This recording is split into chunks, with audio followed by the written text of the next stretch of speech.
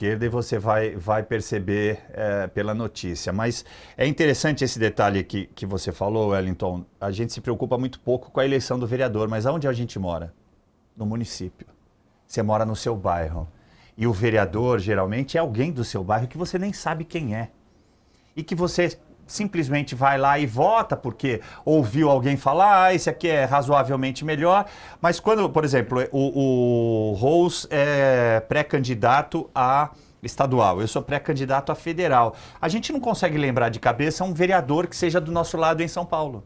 São muito poucos. E mesmo assim, se você vai buscar uma aliança para ajudar, porque ele tem a base, é o que você estava tentando explicar aí. Ele que está na base. Quem está na base, no chão, falando com o eleitor, é o vereador. E tem disponibilidade para falar o tempo todo. Esse cara tem o poder de mudar a vida das pessoas. O estadual, ele vai, obviamente, ter um poder de mudar alguma coisa, mas é o que você falou, vai ter que fazer via vereador, vai mandar emendas para aqueles lugares que de repente tiver apoio.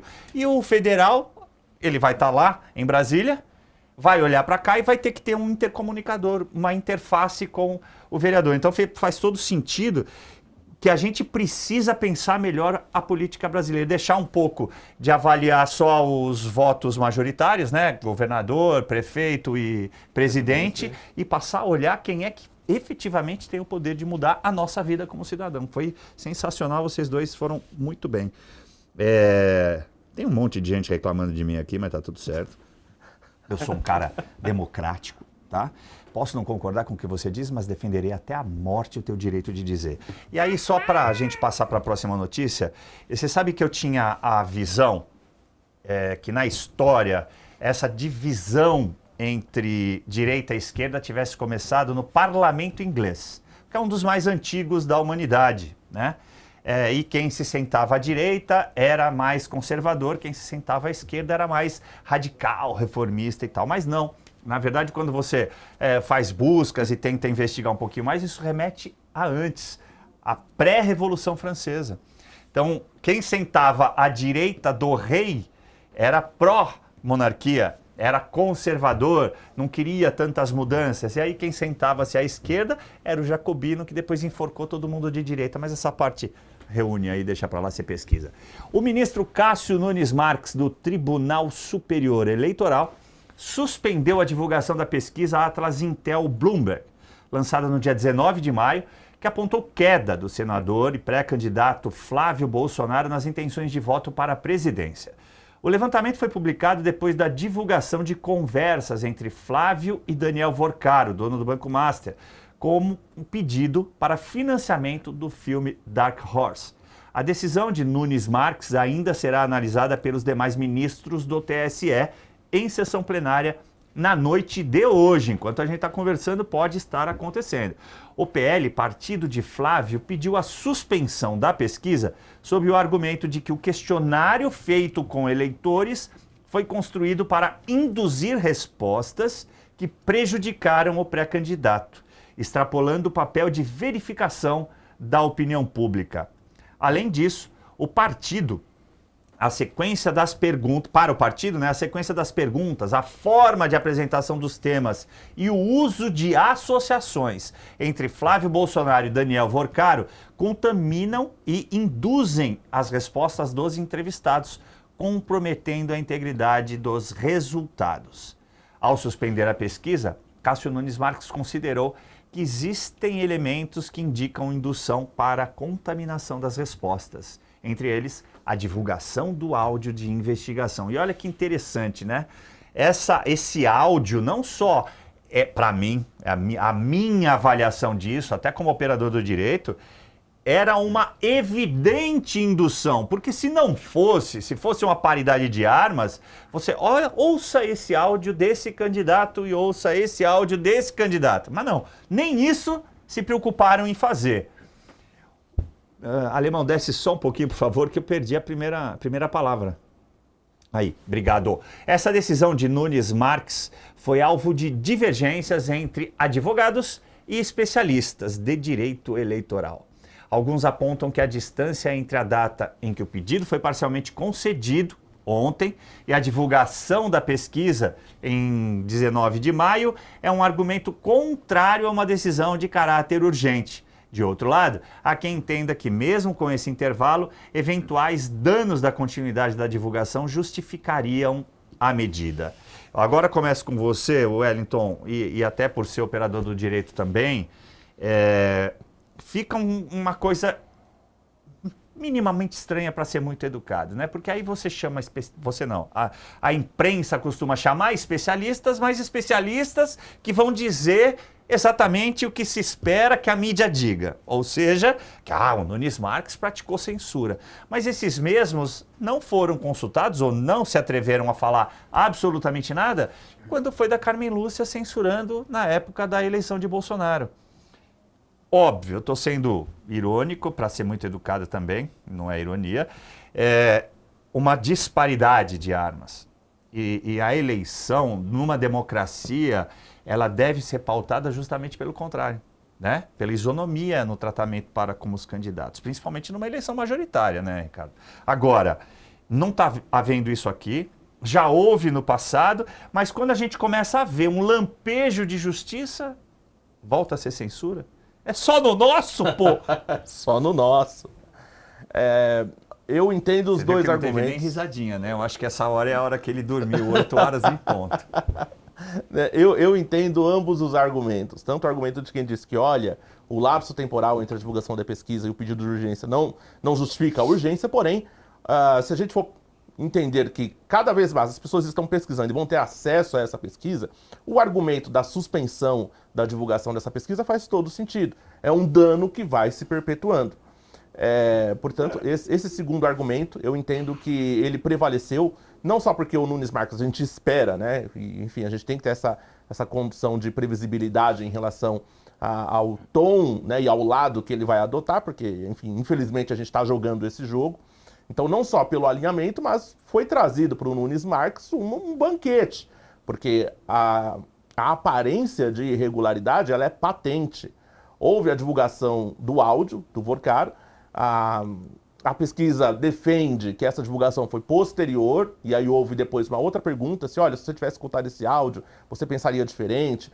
Uma pesquisa atabalhoada, acho que esse é o ponto, e não à toa foi suspensa pelo Nunes Marques, e acredito eu que será mantida, porque eles passaram um pouco do ponto, Caivano. Não foi uma coisa, um equívoco, um equívoco, um problema, pequeno, mas não foi. Foi uma pesquisa com todos os sinais de indução.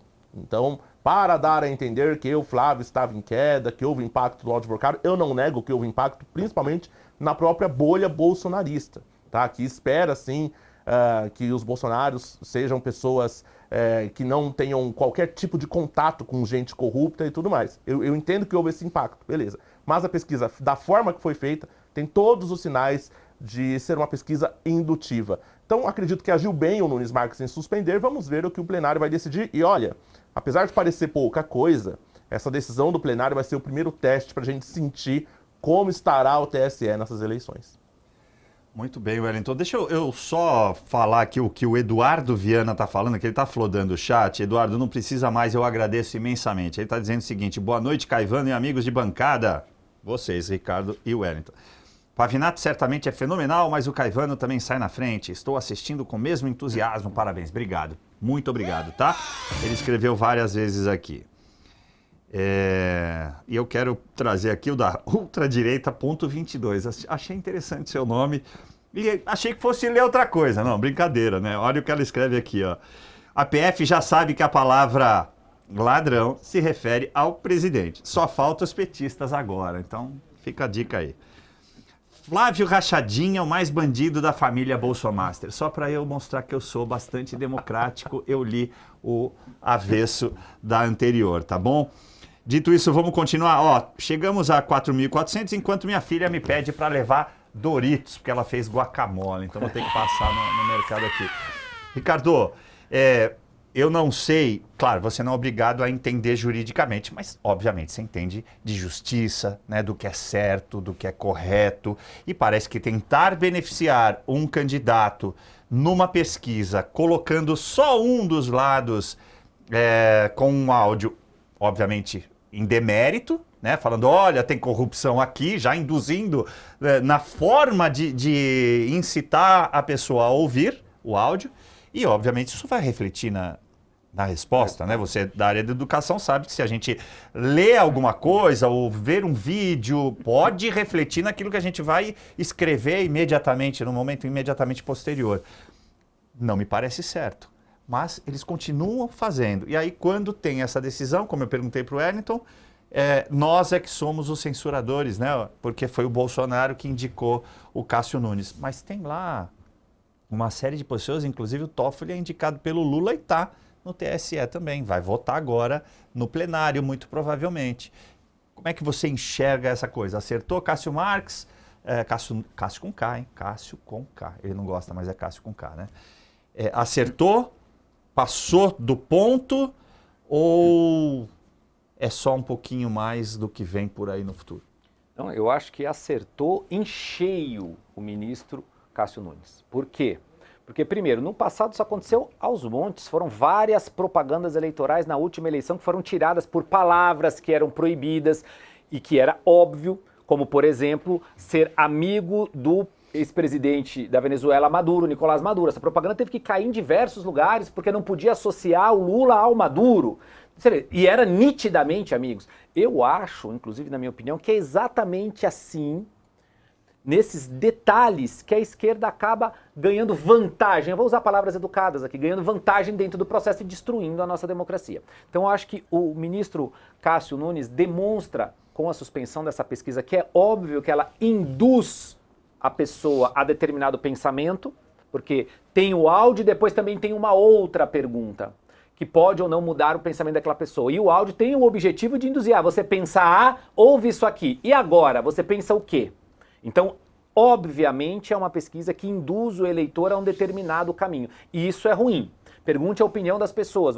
Quem você vota? Se é espontâneo, o nome que vem à sua cabeça, ou dê a opinião dos nomes para determinado cargo e ouve a opinião da pessoa. Quer fazer uma pesquisa interna para saber se o áudio teve impacto ou não? É pesquisa interna, não uma pesquisa que quer demonstrar que determinado candidato caiu ou foi impactado por determinada mudança. Acho que o Nunes Marques acerta nessa decisão. Espero que o plenário do TSE acompanhe o ministro, que é para, inclusive, Caivano, dar um novo ritmo a esse processo eleitoral. E é isso que muitos brasileiros que querem, de fato, fortalecer da democracia esperam desse novo TSE, com a presidência do ministro Nunes Marques, que seja imparcial, que deixe o povo decidir o que o povo de fato quer, e não com pequenos detalhes como aconteceu na eleição passada, tirando diversas peças de comunicação Brasil afora, por pequenas falas que, ao meu ver, nem eram equivocadas, eram reais, e a internet brasileira está livre aí para as pessoas poderem pesquisar. No momento, por exemplo, que se derrubou documentário do Brasil Paralelo, ninguém estava falando em censura, ninguém estava gritando. Exatamente. Aí agora a pesquisa nitidamente tendenciosa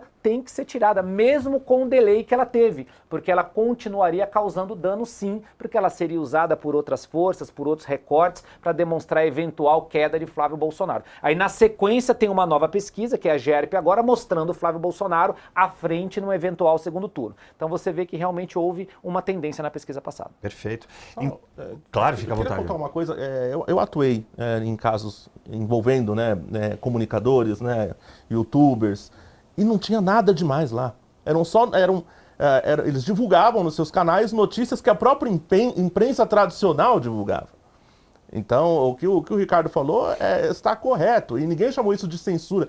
E o que era muito estranho, Caivano e Ricardo, é que é o seguinte: a pessoa divulgava no canal dela a notícia, por exemplo, do duelo do PCC com o PT, o diálogo cabuloso, que foi dado pela emissora Record, se não me engano, e era censurado. Então o problema estava na Record também, não? Sim, então, verdade, no primeiro emissor, né? Depois na reprodução, então você derruba. Mas aquele lá não, porque tem mais poder, né? Infelizmente no Brasil o problema não é o que fala, é quem fala. Exato. Então quem falou, se tem um viés de centro-direita, mesmo falando a verdade, pode dar paulada nele, que é triste isso, infelizmente. E na minha opinião é isso que prejudica a democracia. Porque a paridade de armas, como o Caivano utilizou, não existe. A galera da direita é cerceada, sim, em detalhes, como você citou aqui agora, que são públicos, são notórios, outros veículos divulgam, mas quando chega nesse período, determinados influenciadores não podem falar. Interessante que a gente sempre fala aqui, né, o Pavinato na condução do programa e quando eu estou comentando, que o que a gente tem no Brasil, infelizmente, é a perversão dos sentidos. E aí precisa explicar. Você pega o significado de uma palavra, de um termo, e ele é esvaziado ao longo do tempo pela esquerda. Você pega um instituto jurídico e ele é completamente avacalhado. Exemplo, a própria censura. Porque é o que você acabou de falar. O Cássio Nunes Marques está lá, by the book, está olhando a lei. Opa, a lei diz isso, eleitoral, momento eleitoral, pá, não, tira de circulação essa pesquisa. Não aplicou multa no Instituto, não mandou prender o CEO do Instituto, não fez nada disso. Não abriu inquérito. Não abriu inquérito, não pôs em algum outro lugar. Só que aí, imediatamente, a imprensa vem e fala o quê? É censura, está praticando censura. Mas, de novo, quando a Carmen Lúcia disse, não, olha, é censura, é proibido na Constituição Federal, mas nós vamos fazer só um bocadinho, porque é para proteger as instituições. Aí tudo bem, não veio mídia, não veio especialista, não veio OAB. Bom, a OAB nem existe. Existe OAB aí. Não vê nenhuma instituição falar absolutamente nada. Então é literalmente, não só, como eu disse, a perversão dos sentidos, o esvaziamento de um significado, mas principalmente a perda total de conceitos jurídicos. Você aplicar a lei tornou-se isso aí. Depende do lado, como você disse. Para quem é? Não, então isso aqui é bacana. É para a direita? Não, é censura, então não pode. A gente tem muito ainda a avançar, mas isso é nítido que só aconteça em estados de exceção, como é o Brasil atual. E aí,